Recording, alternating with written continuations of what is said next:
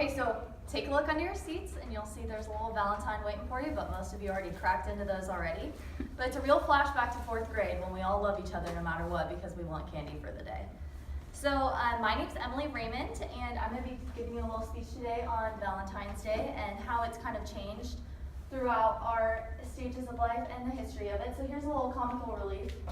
So these are some Valentines I found on Twitter because this is what Valentine's is for our age group, pretty much making comedy out of it. So I did a fair bit of online research, and I watched some videos, and I read some articles to try and better understand the history of Valentine's Day.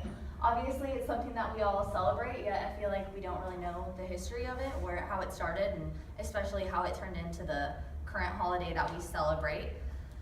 Present-day celebrations are connected to the original meaning, but the way that we celebrate, like with candy and these little cards, has definitely changed from the way that it was originated.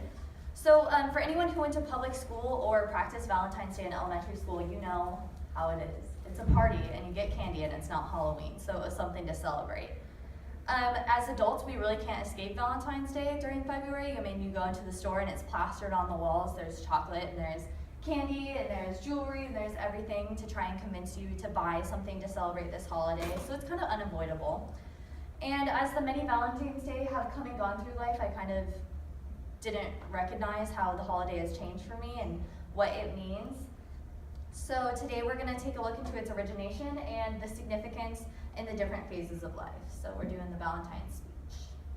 So Valentine's Day originated with some religious values.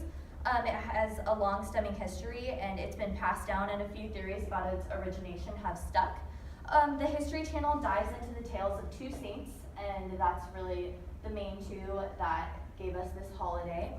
So there's two stories about how this holiday came about. There was a 3rd century priest, Saint Valentine, who was performing unlawful marriages because at the time the ruler only wanted young men to be soldiers, not to be husbands. So he was performing these marriages unlawfully and then was sentenced to death. So they celebrate Saint Valentine in his honor.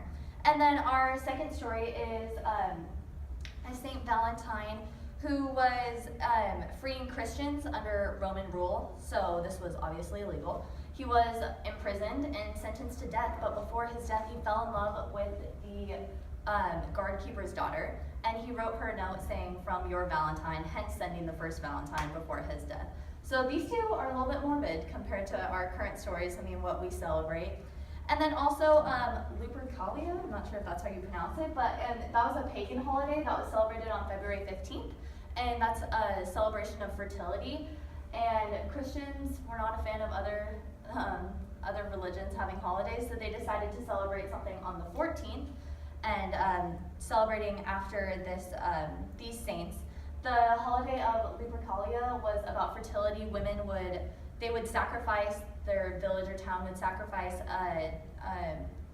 a dog for purification and a goat for fertility, and then women would touch the blood and hope to be more fertile for the next year. So, like, once again, a little more morbid and bloody than our current celebration. So now that we know a little bit of the history, though, how did it come about to be the celebration that we focus on today? So here's an American classroom for a Valentine's Day celebration.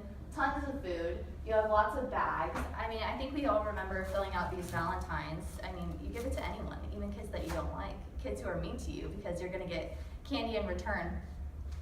So Valentine's Day in elementary school is all-inclusive. It's about putting feelings aside to make everyone feel important for that one day. If you ask children what Valentine's Day is about to them, what do you think they're going to say? Probably candy and cards, not about romanticized love. It's not about like kissing and stuff. It's about candy.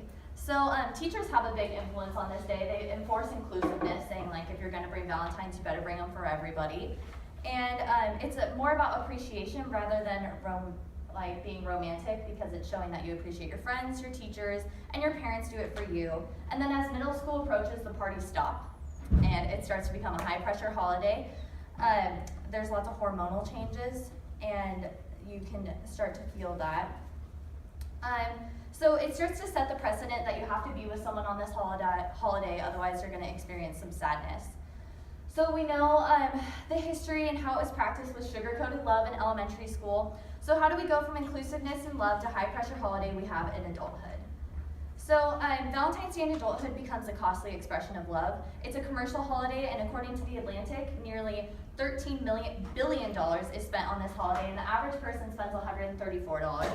So prices skyrocket around Valentine's Day. As a hostess at the Melting Pot, I can tell you that you're going to be spending a minimum of $60 extra of what you would be spending on the same meal just because it's the day of Valentine's Day. It's a common day for marriage proposals, so people keep coming back to celebrate this holiday. And it's a really exclusive holiday. It makes people feel really alone if you're not a part of this group. And maybe if you're in a relationship, you have an epiphany that you aren't as celebrated as another person because you didn't get some major extravagant gift. So it becomes like kind of exclusive. But then once as you become old again, a grandparent or an older parent, it starts to become back about your kids, back about appreciation. It's less about the consumerism and more about loving one another. So, like we said before, the history of this holiday stems from religious saints, and it's about fertility, and then as we go into childhood, it's about celebrating one another. We show appreciation. As adults, we spend lots of money on it, and hopefully this dollar store candy and the puppy will make you remember the appreciation and be more lighthearted about the holiday. And next time someone asks you if you have a date for Valentine's Day, you can say, of course I do. It's February 14th.